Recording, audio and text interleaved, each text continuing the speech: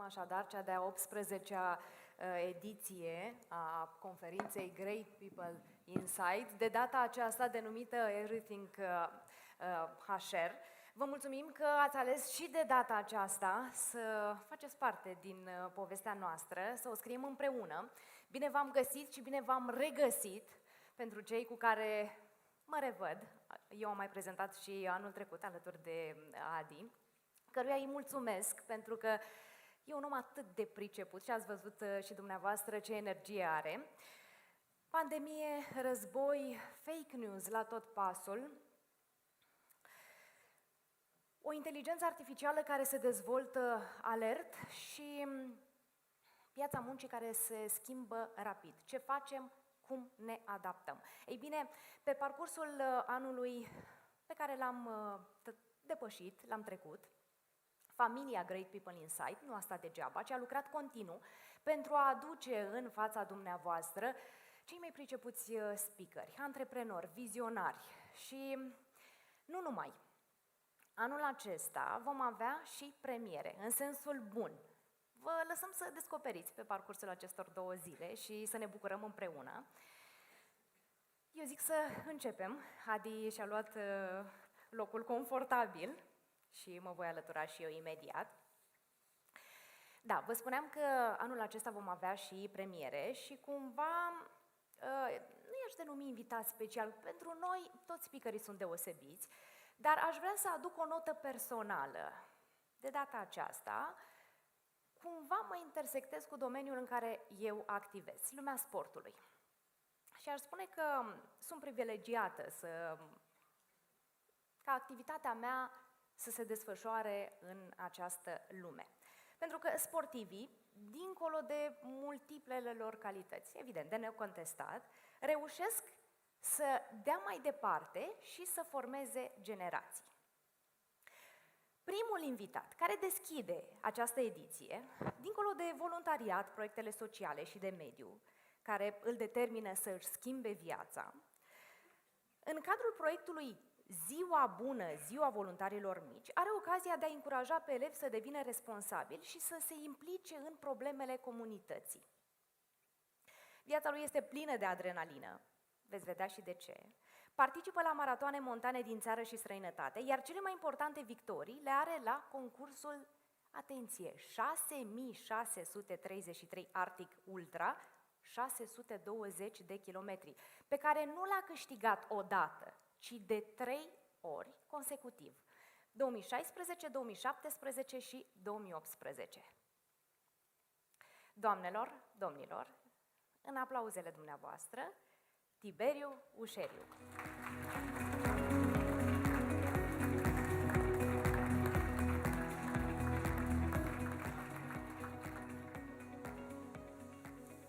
Bună dimineața, în primul rând, și mulțumesc de invitație. Să știți că în cursele mele extreme, uneori mă opresc și mă întreb ce caut aici, de ce fac asta.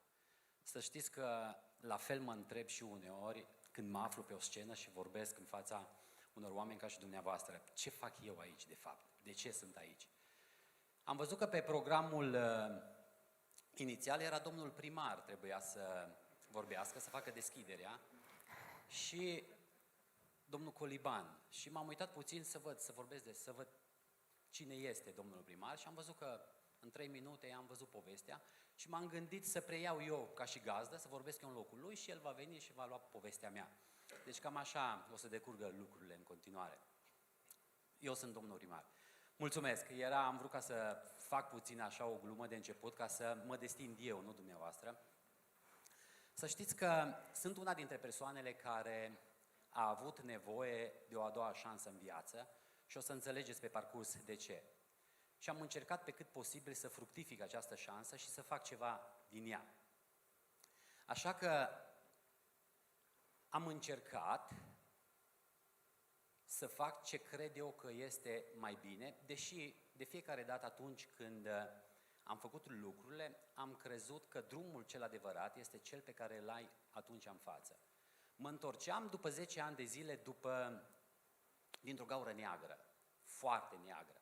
Este greu să vă imaginați cât de neagră a fost gaura aia M-am întors după 10 ani de zile în libertate și mi-era foarte greu să mă integrez din nou în societate. Pentru că societatea s-a schimbat, nu mai era exact cum am cunoscut-o eu. Și atunci a trebuit să fac ceva. Eram într-o depresie maximă, totală. Până atunci nici nu știam ce înseamnă depresia, cum e să fii depresiv.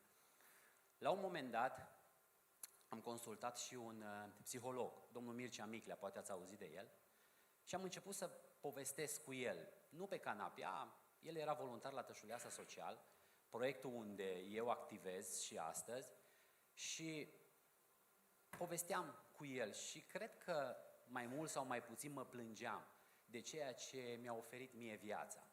Și la un moment dat, el mi-a zis așa: să știi că nu contează ceea ce a făcut viața cu tine, contează ce faci tu cu ce a făcut ea din tine.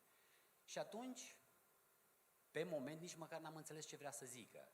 A trebuit să stau, după vreo 3 zile l-am întrebat: ce ai vrut să zici cu asta?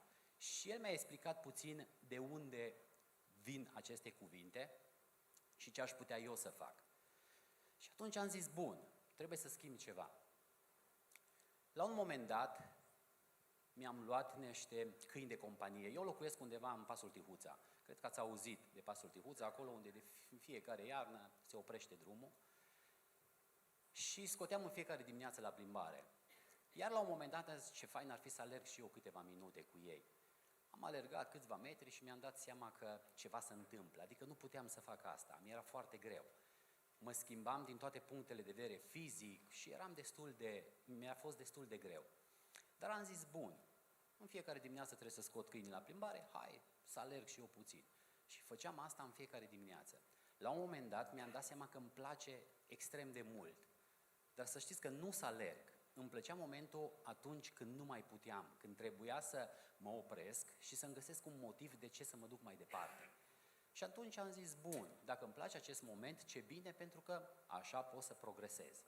Și am progresat, alergam tot mai mult, în fiecare dimineață tot mai mult. La un moment dat am pierdut câinii, nu mai veneau. Îi găseam, îi duceam înapoi acasă, a doua zi mergeam la câini, se cam trăgeau, nu mai vroiau, știau ce urmează. Așa că i-am părăsit, am zis: bun, mă duc eu singur. Să știți că am fugit odată încât n-am mai putut să mă întorc înapoi și a trebuit să-mi sun fratele să vină după mine, pentru că deja alergam o distanță destul de mare. Și atunci am zis: bun, dacă pot să fac asta, hai să dovedesc asta și într-o competiție. Așa am participat la primul meu maraton de 42 de kilometri de la Cluj.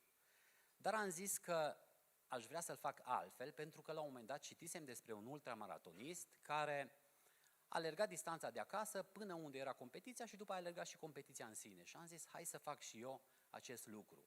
M-am uitat în zonă, prin Piatra Fântânele, unde locuiesc eu, până la Bistrița, era undeva la 50 de kilometri, dar nicio competiție la Bistrița.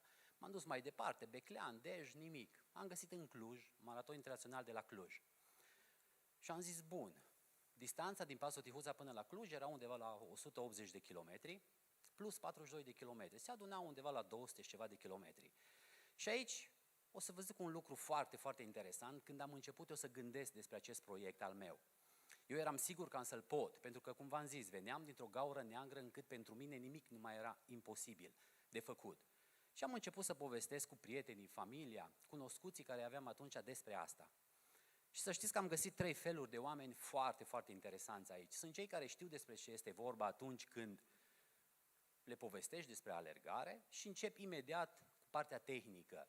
Ce mănânci, cu ce te încalci, ce haine folosești, cum, unde te oprești, la câți kilometri faci pauză și astea, care termin destul de repede cu ei. După care sunt cei care se uită așa la tine: ce mișto, și își continuă treaba mai departe. Adică te ignoră în totalitate, pentru că poate nici măcar după un autobuz n-au alergat niciodată. Dar sunt cei care se uită la tine și tu le explici. Și începi și te se uită la tine, se uită chiar în ochii tăi, foarte, foarte serioși. Și se mai uită, tu mai încerci să le explici un picuț despre cum vrei să faci și tot. Și la un moment dat, așa, o reacție, se uită la tine: dar de ce? Adică de ce să faci asta? Ce te mână? De ce? Să știți că ăștia mie îmi plac cel mai mult pentru că m-au motivat de fiecare dată.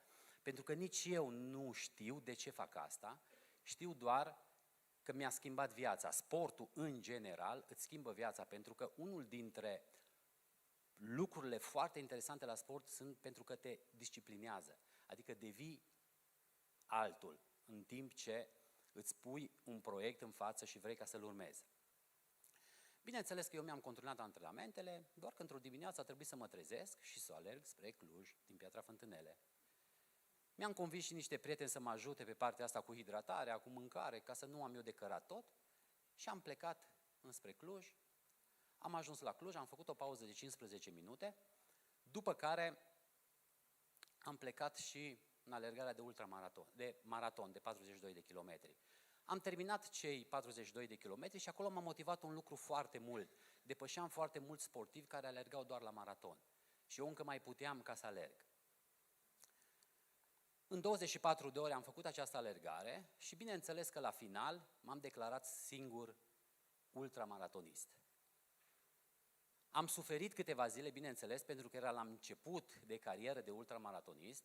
Am slăbit undeva la aproape 8 kg, deși pentru mine era un început. Au fost competiții unde am slăbit și mai mult de 8 kg. Dar în acea zi m-am gândit, bun, și acum ce urmează? Ce vei face mai departe? Și să știți că am găsit foarte repede ceea ce a urmat. Între timp am undeva la peste 4.000 de kilometri alergați în zonele arctice. Am început atunci să caut pe internet să văd care sunt cele mai grele competiții din lume și am zis să fac și eu câteva dintre ele, să încep cu ele. Dar să știți că un lucru m-a ajutat atunci foarte, foarte mult. Competițiile erau internaționale, se țineau în alte țări și pe mine m-a ajutat un lucru enorm de mult, inconștientul, pentru că nu vorbeam limba engleză și nu știam să citesc despre acele competiții prea mult. Așa că am început, am găsit una dintre ele, 66-33 se numește, m-am înscris imediat la această competiție, dar bineînțeles, pentru că nu aveam un istoric de alergător, am fost refuzat la această competiție. Așa că am început să mă antrenez și tot ce mă antrenam, filmam și trimiteam organizatorilor și să le spun că sunt apt pentru asemenea competiții. Eu am alergat peste 200 de kilometri, ce contează dacă se ține într-o zonă arctică? Uitați, eu fac asta și una dintre fotografii. Bineînțeles, aștia să știți că este cam după 3 luni de zile de antrenamente, ceea ce vedeți în această fotografie. După câteva săptămâni, organizatorii mi-au trimis un mail și au zis, bun, haideți să facem un Skype, să vedem de ce vrei să participi la această competiție. Am făcut un Skype cu ei și au zis, bun, poți să vii la competiție, plătește taxele, ia-ți bilet, dar să știi un lucru. Una dintre lucrurile care se întâmplă în tabăra de bază este să treci testul de ipotermie. Cred că toți știm din sală ce înseamnă ipotermia. Nu știu câți dintre dumneavoastră ați trăit-o. Să știți că atunci când mergi la schi și ți un pic frig la mâini și te faci așa, aia nu e ipotermie, nu are nicio treabă cu ipotermia. Deși poate să înceapă un început așa treptat de ipotermie. Este total altceva. Și atunci am zis, bun, știam acest cuvânt, ipotermie, dar n-am trăit niciodată ipotermia. Și am zis, ce pot să fac? Bun, mă bag în apă rece. Stau un pic acolo și la un moment dat o să intru în ipotermie. Asta am făcut, am intrat unde vedeți în acel lac. Să știți că după 10 secunde ar trebui să ies și am intrat în ipotermie. Am avut nevoie de 2 ore. Norocul meu a fost că am mers cu fratele meu și el m-a ajutat ca să pot să ies din această stare de ipotermie. Și am zis, bun, deci asta este. Aici trebuie ca să mai lucrez un pic, să mai învăț. Bineînțeles, ce facem în ziua de astăzi? Căutăm pe internet. Am căutat pe internet, am găsit un tip, Kim Hoffman se numește, care este unul dintre recordmanii mondiali în statul în gheață și în apă rece. Și exact asta i-am scris. Credeam că el folosește ceva cremă, o alifie cu care se dă și face lucrul acesta. I-am scris un mail să-mi dea și mie să-mi trimită, că eu plătesc. Am primit foarte repede răspuns, a zis că mă costă $200 și îl îmi trimite pe mail ceea ce trebuie eu să fac. Sau să devin discipolul lui, să mă duc să mă antreneze. Și am zis, bun, $200, aia, deci nu e o cremă. El îmi trimite ceva scris și eu trebuie să fac, adică niște exerciții. Și am zis, bun, lasă, iau eu aia $200, mă duc, îi pun acolo în fața copcii, mă uit la ei și intru și ies și intru și ies până rezolv acest lucru, până mi se obișnuiește corpul. Pentru că mental să știți că funcționam destul de bine în acel moment. Glumesc, nu am luat banii cu mine la copcă, dar în fiecare dimineață, în următoarele 3 luni de zile, am mers acolo și am făcut acest lucru. Am intrat și am ieșit. După 3 luni de zile să știți că rezistam în jur de 18-20 de minute în copcă și ieșeam doar atunci când începeam să transpir. Deci doar atunci ieșeam din copcă. Mi-am dat seama că eu nu vreau să bat recordul de stat în copcă, am nevoie să mă desensibilizez. Am ajuns la competiția respectivă, am trecut, bineînțeles, testul de hipotermie foarte repede. În următorii ani nici măcar n-am mai trebuit să-l fac, pentru că la minus 20 de grade, organizatorii n-au reușit să mă bage în hipotermie. Atât de bine eram pregătit din punctul ăsta de vedere, care m-a și ajutat foarte, foarte mult în competiție. Aici sunt câteva fotografii din competițiile respective. 66-33 se numește pentru că pleacă exact de la zona cercului polar și competiția se termină undeva pe zona arctică, adică pe Oceanul Arctic. Este la 620 de kilometri. Am câștigat-o de 3 ori pentru că am vrut să-mi demonstrez eu, iar a 3-a oară a fost o ediție specială, au fost invitați toți câștigătorii acelei competiții, câștigători între ghilimele, pentru că competiția este de undeva de 20 de ani și sunt doar 16 persoane care au terminat această competiție. După care este un circuit de competiții la care am mai participat.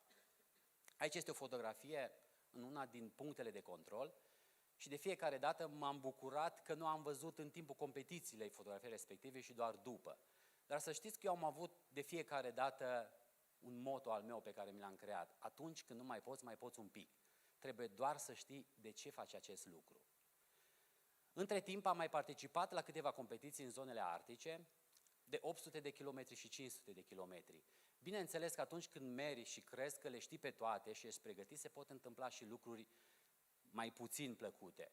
În 2021 am participat la Yukon Arctic Ultra, care este tot așa o competiție de 800 de kilometri, iar bineînțeles că după 800 de kilometri, dintr-o greșeală, am degerat, mi-au degerat picioarele și din păcate sau din fericire mi-au fost puțin amputate, dar nu foarte tare. Deci m-am ales și cu câteva răni din acele competiții, doar m-am reîntors în 2022 la acea competiție și am ieșit pe locul 2 la competiția respectivă. Deci cumva nu am renunțat la acea competiție și am vrut să o am în palmares. Anul trecut a fost ultima competiție pe care am câștigat-o, Lapland Arctic Ultra, și cum v-am zis, am peste 4.000 de kilometri legați în zonele arctice. De obicei, cursele extreme sunt la călduri foarte, foarte mari, temperaturi foarte, foarte scăzute sau altitudini foarte mari. Aici este o poză din tabăra Everest Base Camp, unde se ține unul dintre cele mai înalte ultramaratoane, adică la altitudine foarte mare. Startul competiției se dădea din baza Everestului, din prima baza Everestului, de la 5.100 și ceva de metri și se alerga prin zona respectivă.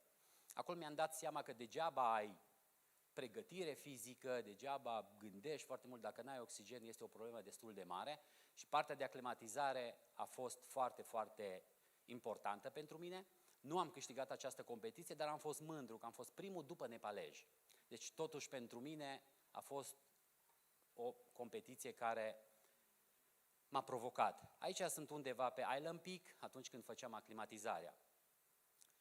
Clădirea care o vedeți, să știți că am găsit-o pe Google în urmă cu ceva vreme, este penitenciarul unde mi-am petrecut 10 ani de zile și aici sunt celulele în care mi-am petrecut acei ani, unde am devenit alt om, mai mult sau mai puțin.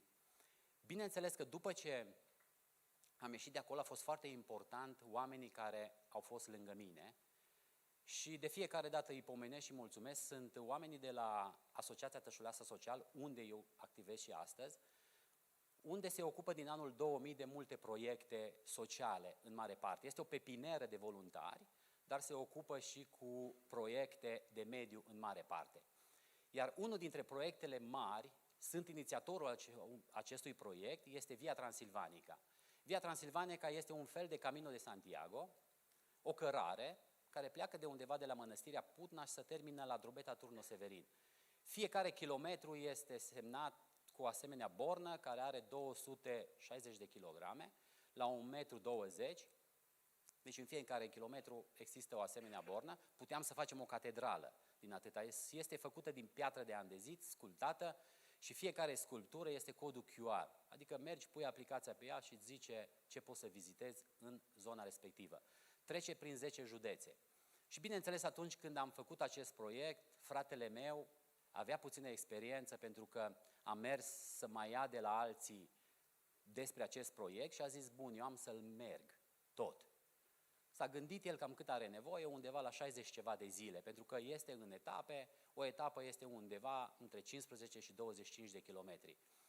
Atunci când l-am inițiat era undeva la 800 de kilometri. Între timp, să știți că România are extrem de multe lucruri de oferit și s-a lungit, pentru că am avut de vizitat foarte multe locuri frumoase și a ajuns undeva la 1400 de kilometri. Eu atunci am promis, bun, eu am să-l alerg. Alergasem deja 600 de kilometri, 800 de kilometri. Când a ajuns la 1400, mă gândeam dacă e posibil să alerg 1400 de kilometri. Dar am zis, bun, haide că plec și eu. Fratele meu a plecat undeva prin luna august, eu am plecat prin luna septembrie, după o lună și ceva. Și am zis, bun, să nu mă chinui singur sau să am și eu niște martori dacă l-am făcut sau nu. Am mai convins câțiva prieteni ultramaratoniști din România ca să alerge cu mine la această competiție. Deci să nu mă chinui singur, să mai chinui și eu câțiva lângă mine. Pe 6 septembrie am terminat, jumătate dintre noi, aici suntem echipa care am participat la acest concurs, am alergat 1400 de kilometri, deci era așa undeva media între 65 și 85 de kilometri pe zi. La un moment dat mi-ar fi plăcut să găsesc o firmă care să mă angajeze să alerg, adică să mă duc dimineața la ora 8 și să alerg până la ora 6, cam asta făceam în fiecare zi.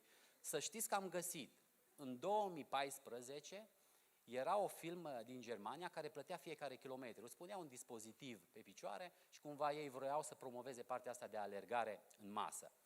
Doar că după 3 luni de zile au venit, mi-au luat dispozitivul și au zis că ei nu au atâția bani ca să-mi dea, pentru că alergam foarte, foarte mult în acea perioadă. Eram undeva când construiam baza de alergare și am alergat într-un an undeva la 11.000 de kilometri. Deci am alergat și 50 de kilometri pe zi timp de 3 luni de zile.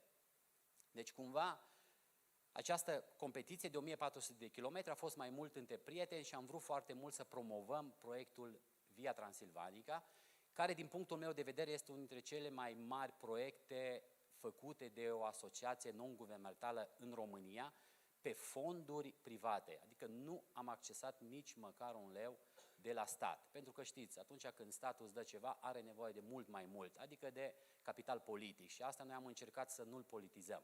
Deci este făcut cu firme și sponsori, persoane fizice. De fiecare dată m-am gândit, și de aia era și titlul la început, viața ca o alergare, sau cel puțin așa o văd eu.